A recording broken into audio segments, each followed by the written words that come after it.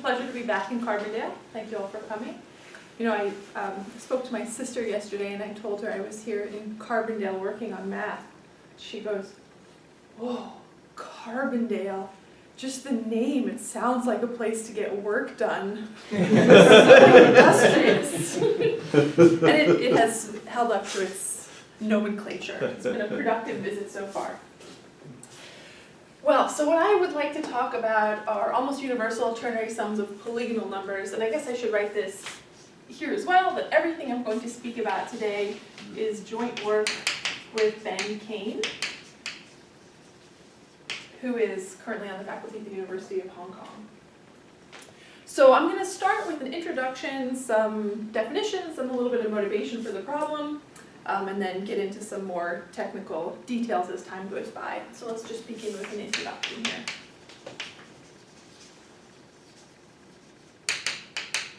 So to begin, let me define for you the idea of a polygonal number. So we say that a generalized polygonal number, or let's say a generalized m-gonal number, is given by P m of x equals m minus 2 x squared minus m minus 4 x all over 2, and this is where x is coming from the integers. The thing that makes this guy a generalized m-gonal is that I'm allowing my x to come from the integers, otherwise it would just be a regular old m-gonal number. So this is the algebraic expression for an m-gonal number, but if you'd like, you can think of these in a kind of geometric interpretation. Of course, if you think about triangular numbers, these are just ways that you can arrange equidistant points in triangles. So triangular numbers would be things like 1, 3, 6, and so on, and you can get all the triangular numbers by just extending your triangle side length by 1. So I get 1, 3, 6, and the same thing works for squares. So this would be the case when m is equal to 3. When m is equal to 4, I get squares of side length 2, squares of side length 3, and these correspond to my four-gonal numbers, or squares if you prefer, which are 1, 4, and 9. So far it's pretty intuitive. I can also build up pentagonal numbers in this way. 1 is a pentagonal number, then I build up a pentagon. Let's see, this. So I get 1 and 5, and to build the next pentagonal number, I just increase the side length of my pentagon by 1.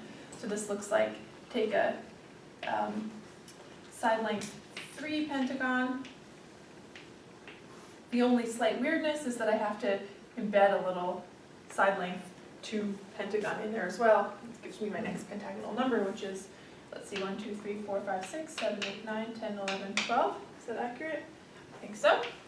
Anyways, what you see is that you have a geometric interpretation in the background for m-gonal numbers, but we also have this nice closed algebraic form. And the only thing to observe right here is, not so surprising, that the larger m is, the faster the m-gonal numbers grow. All right, so a question that we might ask is, when can a natural number, so when can m in n, be written as a sum of m-gonal numbers?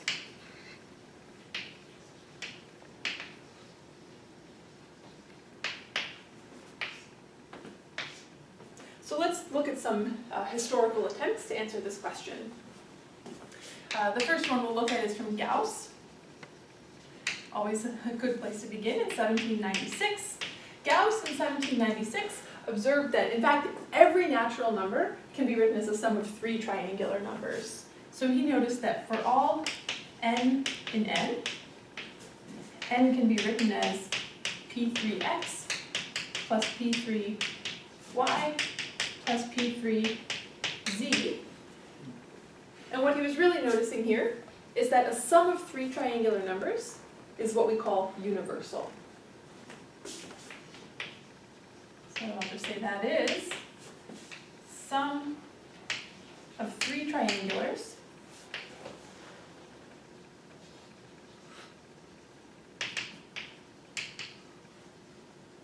is universal. So universal is just the quality of representing every natural number. So I'll say that a sum of m-gonals is universal if every natural number can be expressed as that sum. So Gauss noticed that a sum of 3 triangular numbers is universal, and I can even sketch out a quick little proof of this idea. So what we can notice is that suppose a number n is written as a sum of 3 triangular numbers. What does that mean? It means I can take 3 of these guys, add them up, and get n. So when m is equal to 3, that looks like x squared plus x over 2 plus y squared plus y over 2 plus z squared plus z over 2. And this is saying that I can always find solutions to that where x, y, and z are coming from the integers. Okay, if I'd like, I could complete the square here, so I can multiply both sides by 8 to get 8n equals 4x squared plus 4x plus 4y squared plus 4y plus 4z squared plus 4z, and then add 3 to really complete the square.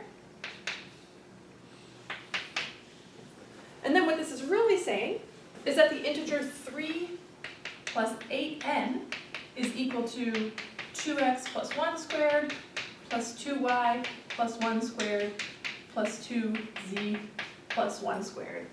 So saying that every natural number can be written as a sum of 3 triangular numbers is really the same thing as saying that this other number, 3 plus 8n, can be written as a sum of 3 squares. It just so happens that those squares fall into some congruence class. In particular, they all need to be odd. But if you've seen this 3 square theorem, we know exactly what can be represented by a sum of 3 squares. Anything that's not congruent to 7 mod 8. 3 plus 8n is never congruent to 7 mod 8. So certainly this number can be represented as a sum of 3 squares. And if you want to convince yourself that those 3 squares have to be odd, well, that's just a matter of thinking about what are squares congruent to mod 8. They kind of have to all be odd. So this is pretty easy to see from that perspective. Call this a proof. I've waved my hands at it a little bit, so I'll put it in quotes. So this is how we can prove something like this, that a sum of 3 triangular numbers is universal. And there are more results in this vein. In fact, prior to this 3 triangular result, we had Lagrange in 1770. He actually showed that the sum of 4 squares is universal.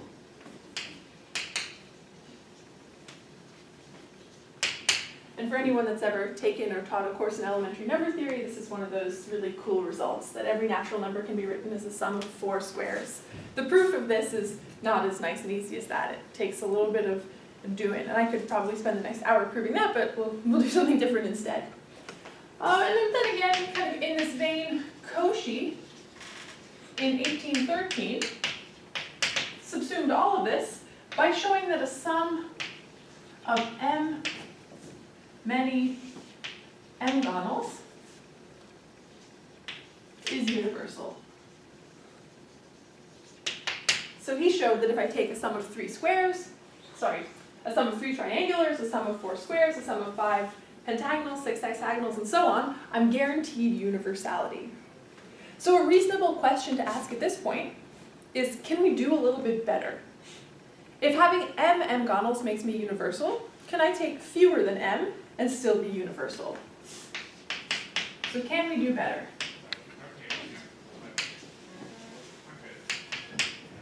Well, on the one hand, yes, we can do better.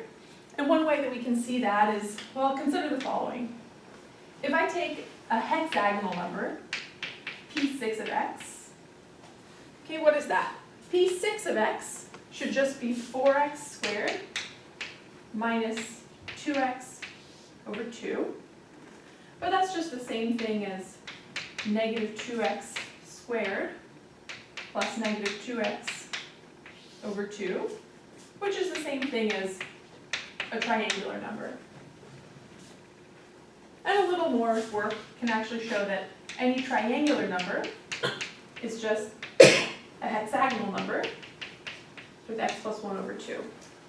So actually, the triangular numbers and the hexagonal numbers are exactly the same. So what this means is that Gauss showed not only that every sum of triangulars, 3 triangulars is universal, but he also showed that the sum of 3 hexagonals, so we can say n hexagonals, is universal. So the take home here is that this m here in Cauchy's result, the first m here, is far from best possible. But, okay, so on the one hand, P6 and P3 are the same, but on the other hand, we kind of observed in a very small diagram here that these things grow really quickly. So you would kind of expect that, okay, maybe for really big numbers I would do fine, but small numbers are going to be really hard to represent.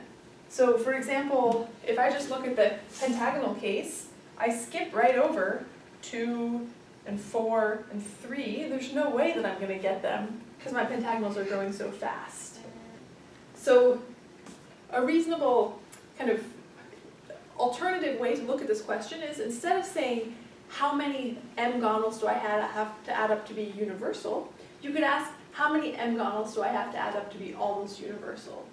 So how many m-gonal numbers do I have to add together to guarantee that I represent all n that are sufficiently large? So a result in this vein came from Guy in 1994.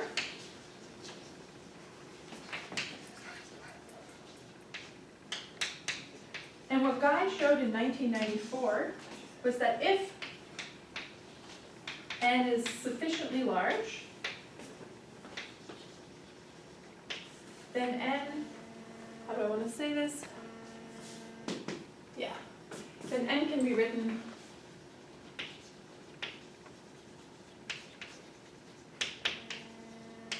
as a sum of, I'll say, far fewer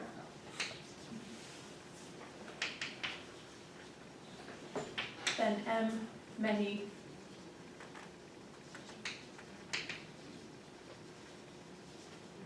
m-gonals. Okay, to ask the question. Always, of course, please. So like the simplest hexagonal number would have 7 stones, right? Is it right? The Hexagonal number, Mhm. one of the simplest one actually, would have 7 stones. If I refer to the picture. Hexagonal number. It should have 6. 6. Well, oh, you don't put the one inside? No. On the Oh, yeah, the way you construct the singleton guy is always going to be the corner cell. Okay, so it's not it's unlike the squares where you also insert inside stones. Oh, yeah, so these stones aren't really, yeah.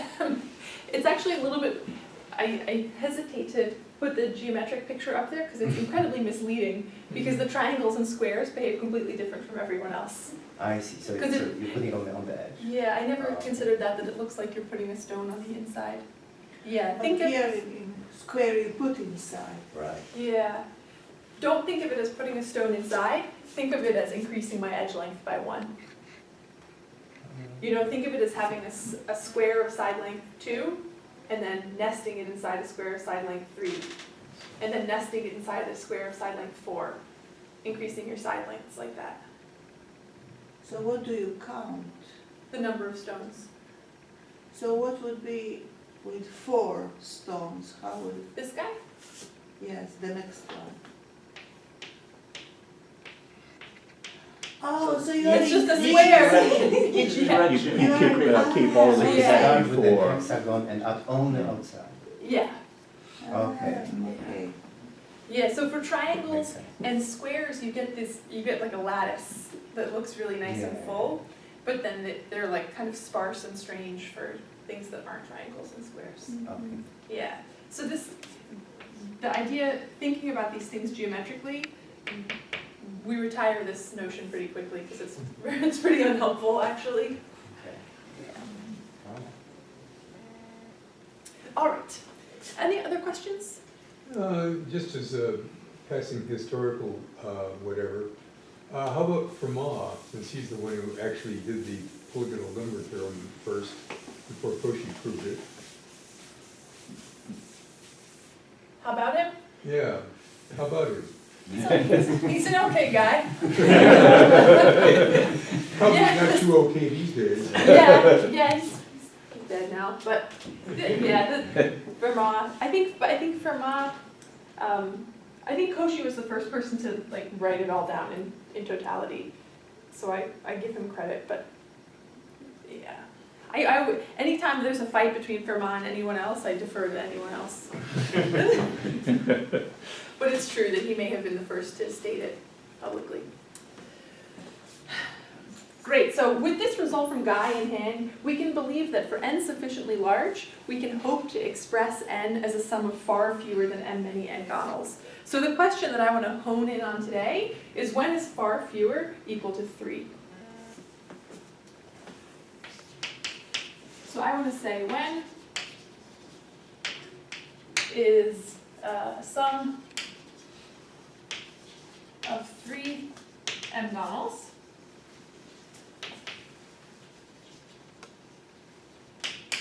sufficient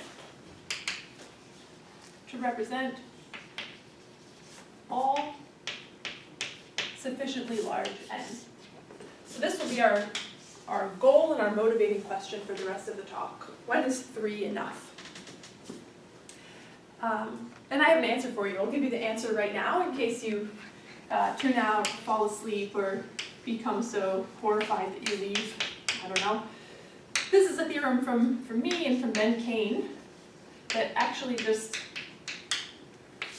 came out last week. And it says the following. It says that the sum Pm of x plus Pm of y plus Pm of z is not almost universal if m is congruent to 0 mod 4. It is not almost universal if m is not congruent to 0 mod 4 and m is congruent to 2 mod 3. And finally, it is almost universal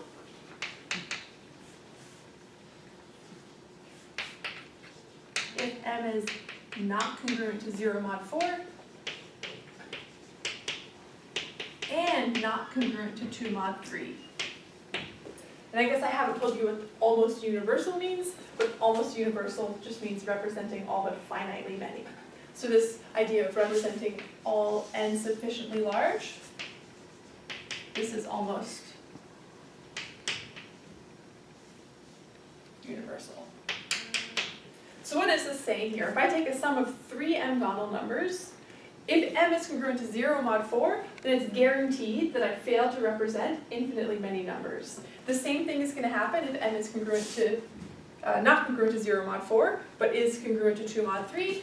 And finally, if I'm not congruent to 0 mod 4 nor congruent to 2 mod 3, then I am almost universal. So in this one special case here, I'm guaranteed that all sufficiently large n can be represented by a sum of 3 m-gonal numbers.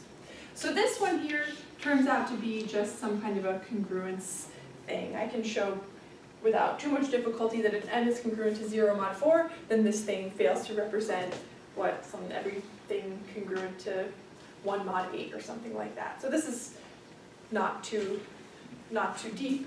But this 2 mod 3 condition turns out to be a rather interesting and delicate one. So I'll take more time to uncover why this emerged, why we should have any kind of congruence condition mod 2 showing up in a situation like this. But this is the main result here. So let me give you now a little bit of background, just some background definitions and terminology that will be helpful to help us kind of understand why a result like this might emerge at all.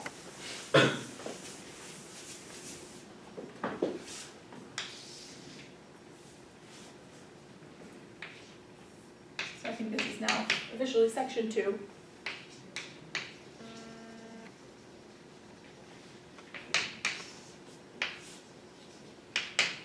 you a definition here. We're going to let V be a 3-dimensional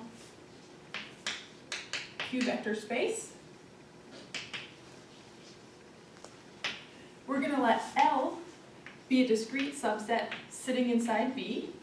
So L is something like ZE1 plus ZE2 plus ZE3. And we're going to equip L with a symmetric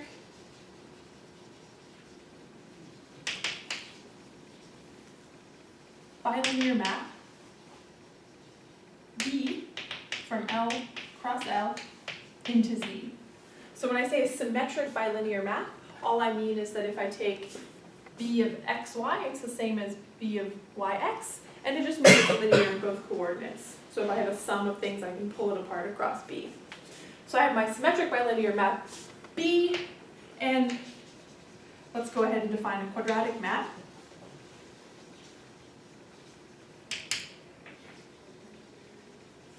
Q of x, which is just going to be what I get when I take B and take the same entry on both coordinates. And I've used this word form here because Q is quadratic, and it's a form in the sense that it's homogeneous. So it's summing up to 2, the powers in every monomial that I see there. So I've got my 3-dimensional Q vector space. I have a discrete subset L sitting in there, defined by this. I've got a symmetric bilinear map on L. I've got a quadratic map on L, and L is going to be what I call a Z lattice.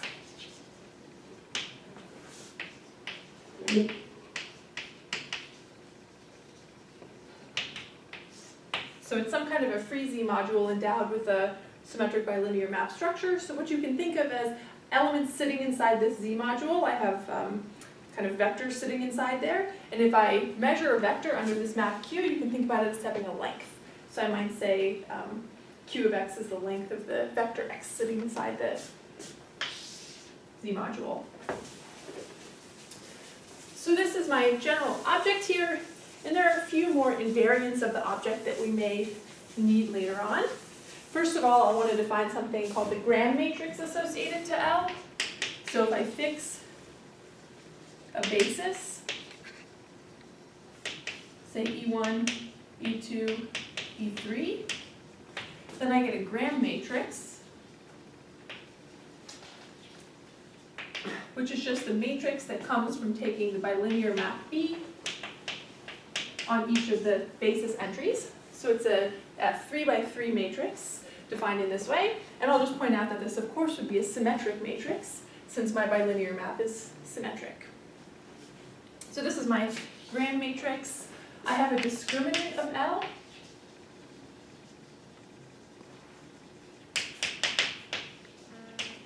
Which I denote DL, which is just the determinant of the gram matrix.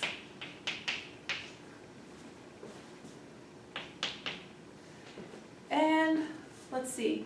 Oh, and then I may want to talk about the isometry group. The isometry group of L, which I'll denote OL. And this is going to be the set of isomorphisms sigma from L to L, such that the notion of length or distance in this space is preserved, so that Q of x is equal to Q of sigma x. So this just allows me to talk about lattices up to some notion of equivalence. Equivalence here is going to be isometry. And finally, not finally, I have 2 more points. One additional point is I'm going to say that n is represented by a lattice L if and only if n equals Q of x has a solution for x in Z. So this arrow here means represented. So if I talk about a number being represented by a lattice, what I really mean is that this lattice contains some vector of length n. So this equation here has a solution with x coming from, I suppose this is Z3.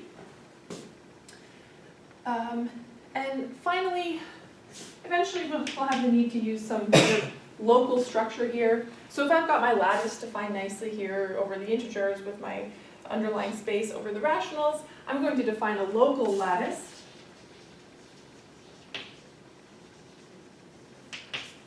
LP, which is going to look like my lattice tensored over Z with ZP. So this is a local lattice at a prime P.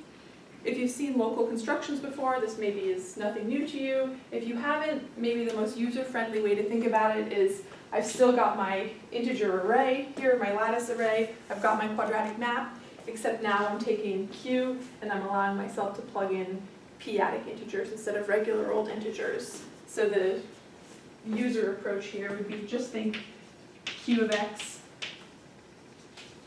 with X coming from ZP cubed instead. All right, maybe it would be helpful for us to briefly look at an example of a lattice so we can see what these structures actually mean.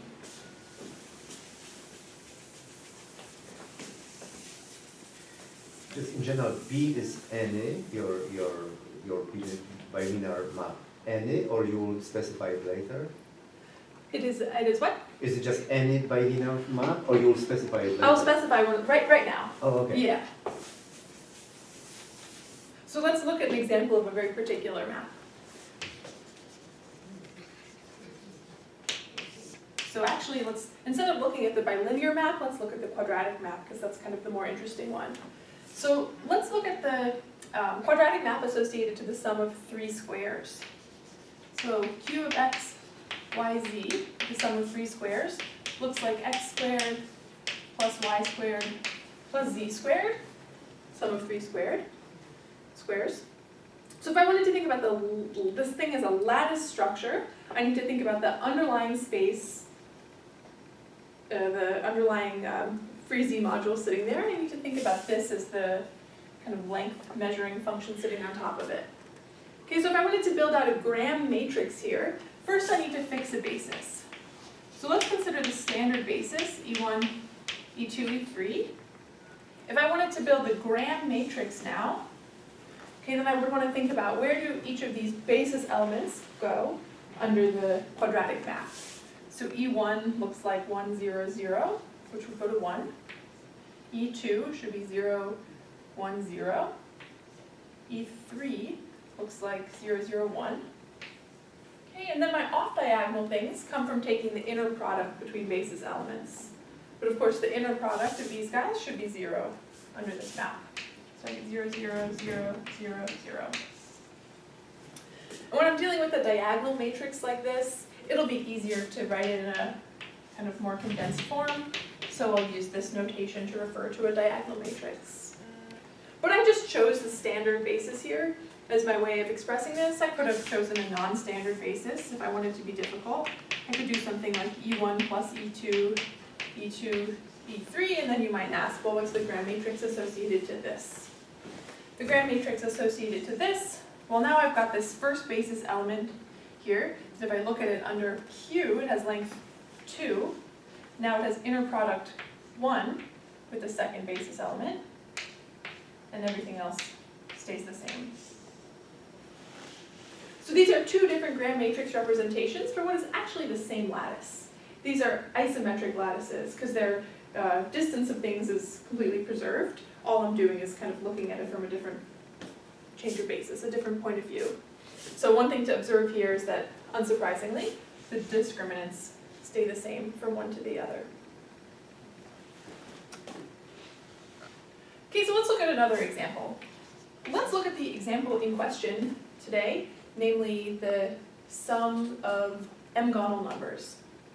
If I look at the sum of m-gonal numbers, well, then what am I looking at? I'm looking at f of x, y, z looks like m minus 2x squared minus m minus 4x over 2 plus m minus 2y squared minus m minus 4y over 2 plus m minus 2z squared minus m minus 2z all over 2. So here's a polynomial this polynomial is not a quadratic form. Why is it not a quadratic form? Well, my quadratic form has to be homogeneous, given that this is a symmetric bilinear map, and this guy is definitely not homogeneous because I've got some linear components showing up. So what do I do if I have an inhomogeneous thing and I want to make it homogeneous? Well, I could try and complete the square and see if anything interesting happens.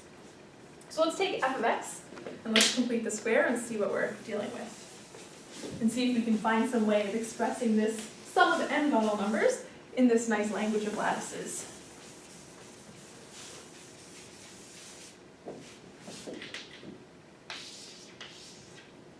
Well, I'm certainly going to need to clear the 2 out of the denominator, and I know that I'm going to need an m minus 2 squared sitting in front. So why don't I take 2 m minus 2 times my f of x yz.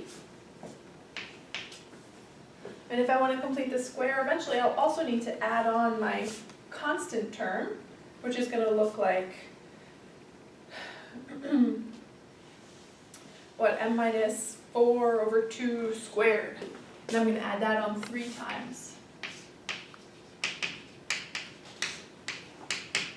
And if I do that, then I'm looking at some nice kind of homogeneous looking type thing that looks like m minus 2x minus m minus 4 over 2 squared plus, I won't write the whole thing over again, and then that thing with a y and a z.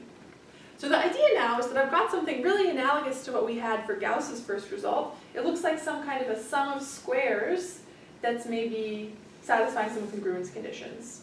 So I've got a sum of squares where I've got a variable that's got a coefficient in front of it, and then I've got some kind of dangling little congruence thing.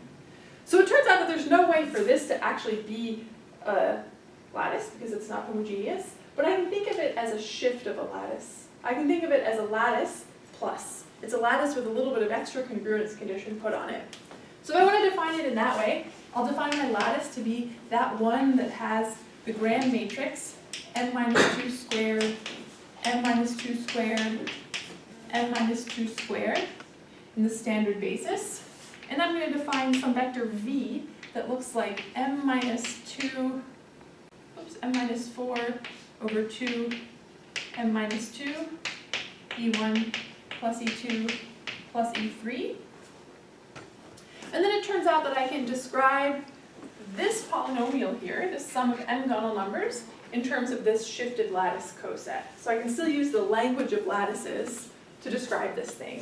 Namely, an integer n is equal to f of x, y, z, if and only if this weird looking thing, 3 m minus 4 over 2 squared plus 2 m minus 2n, is represented by this shifted lattice coset L plus V.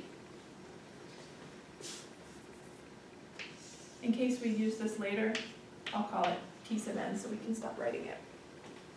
So if you remember what my question was, our big motivating overarching question was, when can I say that n is represented by this sum of 3 m-gonal numbers for all sufficiently large n? If I wanted to now, I could reframe that question to ask, when is T sub n represented by this lattice coset for all sufficiently large n? So now we're asking a question about a certain special kind of integer being represented by a lattice coset. Luckily, we have a lot of the machinery of lattices at hand to answer a question like this. So let me define some of the greatest hits for lattices and talk about how you might go about answering a question like this.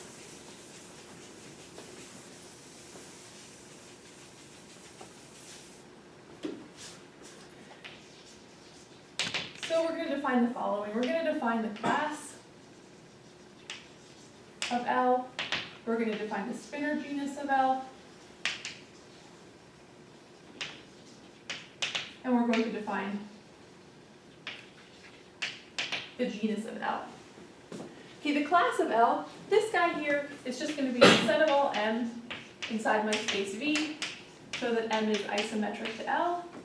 And this is going to be the set of all m contained in V, so that MP is isometric to LP for every prime P. So the class of L, you can think of this as a way for me to just move around within equivalent lattices. This is the set of all things that are globally isometric to my lattice, and this is allowing me to move around with local isometry. So for everything that's just locally everywhere isometric. So some facts at this point are that if n is represented by the class of L, then of course n is represented by L itself. If I can find some lattice that's isometric to L that represents n, well, then L should represent n as well. Also, if n is represented by the class of L, then certainly n is represented by the genus of L. And to say that I'm represented by the genus of L, that's just the same thing as saying n is being represented by LP for every prime p. Of course, this arrow doesn't go backwards.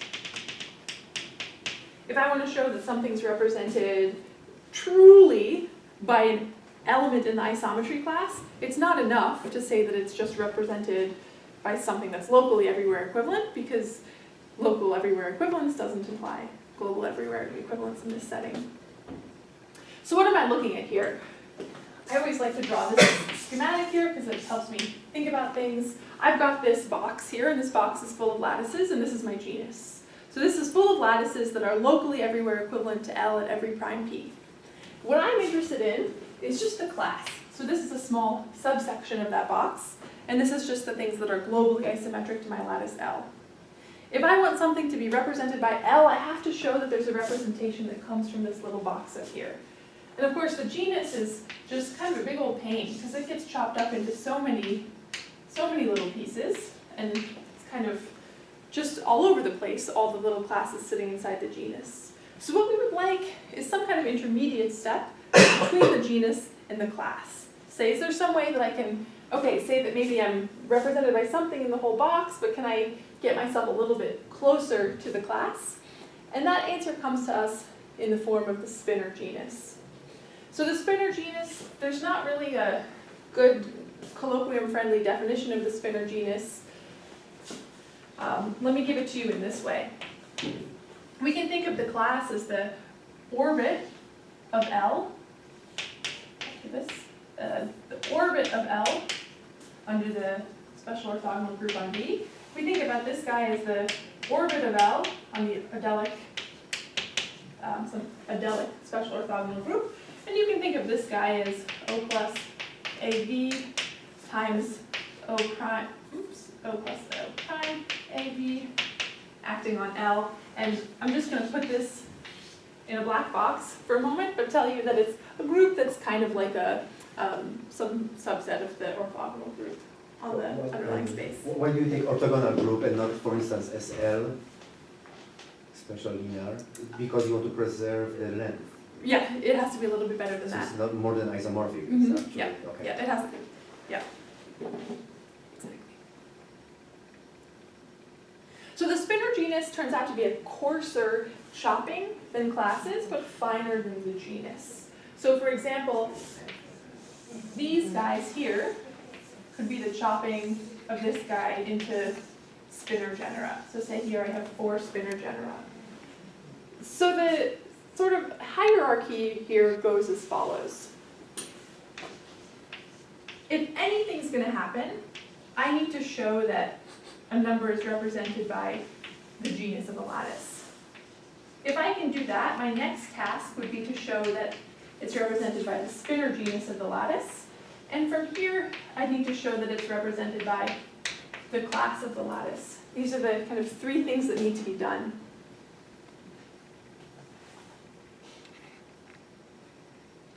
Okay, each of them, no one implies the other. These are squiggly arrows, not implication arrows. But if I can already show that failure of representation happens at the genus level, then my thing is kind of dead in the water already. So let me state a lemma at this point. So to go back to the question at hand about our sums of polygonal numbers,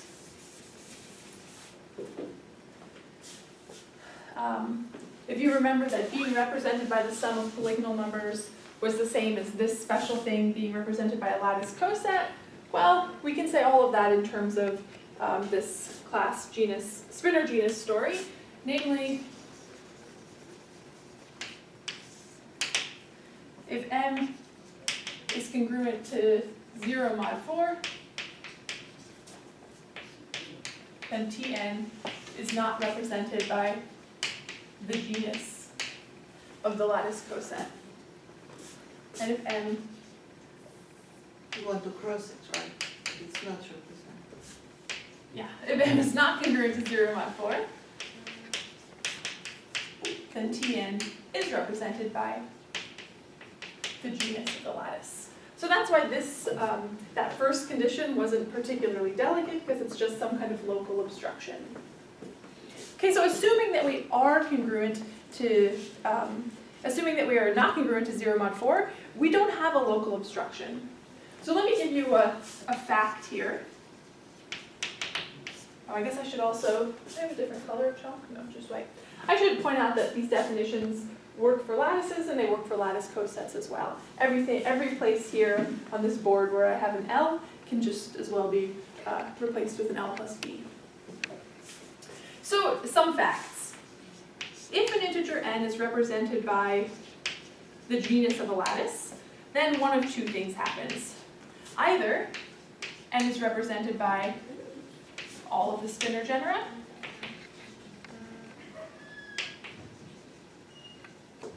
or n is represented by half of the spinor genera.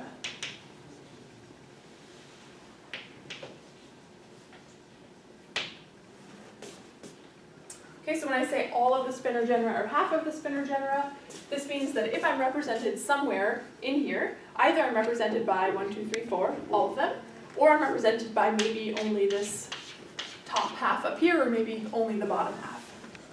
In this second case here, where I'm being represented by only half of the spinor genera, I'm what is called a spinor exception. So a spinor exception is a thing that's represented locally, but only by half of the spinor genera. And the good news is, well, if I'm trying to answer a question about something being represented, say, by the spinor genus, if I can determine that it's not a spinor exception, then I get this arrow for free. And determining whether or not something is a spinor exception is a finite computational problem that's been completely solved. So this was solved by Knaser, partially in 1956, and then by your very own Andy Ernest and Shaw in 1975, and then finally by Schulze, Hilo in 1980. So getting from a local representation to a spinor genus representation in the world of lattices is something that can be completely done and has been completely solved since at least 1980. That's the kind of good news. The bad news is that everywhere on that far board where I have an L, I can replace it with an L plus V, a lattice coset. This fact, I cannot. So this idea of spinor exceptions for lattice cosets isn't fully built up. We cannot say with full complete characterization when representation by the genus of a lattice coset gives me either all or half of the spinor genera. So let me just say a few more things here. So when Ben and I were working on this problem, we got to the point where we realized this. We realized that if n wasn't congruent to 0 mod 4, then we were guaranteed at least local representations. And then we wanted to say something about it being represented by the spinor genus, and then hopefully by the class, but we didn't really know where to go.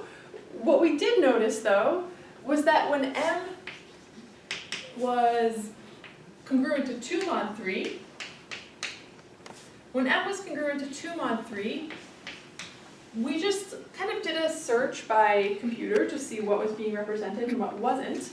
And what we noticed, oddly, was that stuff of the form 3r squared was very often not being represented by the lattice coset.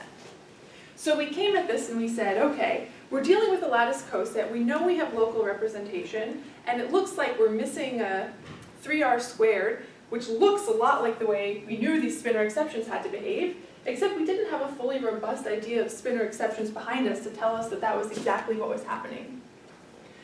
So what we ended up doing at this point was turning to some of the analytic theory. Let me just briefly introduce analytic number theory in 30 seconds, and then I promise I'll set you free. Yeah, okay, so I'm going to write one definition and I'll speak about it and then I'll stop. So the theta function for L is this theta series. Theta sub L is the sum for t greater than or equal to 0, RL of t, q to the t, where RL of t is the number of representations of t by L. So this is a theta function, and we know that the theta function here decomposes into 3 parts. We have an Eisenstein part, we have a unary part, and we have a cusp part. And I'm going to put the chalk down so you're not nervous, because I hate when speakers go over. So I'm just going to wave my hands at this for not so long. All right. So what did we notice? We noticed that, okay, we have our local representation. We can't get here. We certainly can't get here. But what we notice is that stuff that's being missed has this weird spinor exceptional look to it. So then what did we do? We said, okay, throw away the arithmetic stuff, let's go analytic. So we looked at the theta function. We've got this Eisenstein part here. This Eisenstein part encodes all the local information. You can think of the Eisenstein part as just a weighted sum of representations by the genus. So we knew exactly what this looked like. This was a modular form that we could write down. We've got this unary part here, which is some linear combination of unary theta functions, and together we suspected that these two guys, well, we know in the case of lattices that this is counting up excesses and deficiencies of representations by the spinor genus. So this piece here is giving us the spinor genus representations, and F, he's really small, it's just an error term, we don't care about him at all. It's known that this all works for lattice cosets as well, but what is not known is what the role is of this guy in the lattice coset setting. So essentially, the fact that this emerged, and we can actually prove that in our special case, this unary part is identically 0, basically makes it look a lot like we have spinor exceptional behavior for lattice cosets, and it looks a lot like we can trace it completely through the behavior of this unary theta function part, this linear combination of unary theta functions. So it seems like, first of all, it should be possible to give a classification of spinor exceptions from this point of view, akin to what was done here. And it also means that the emergence of that m congruent to 3, congruent to 2 mod 3 or not congruent to 2 mod 3 piece totally makes sense, because it's coming out of some items sitting in the support of unary theta functions, which is actually not so surprising. I'll stop there.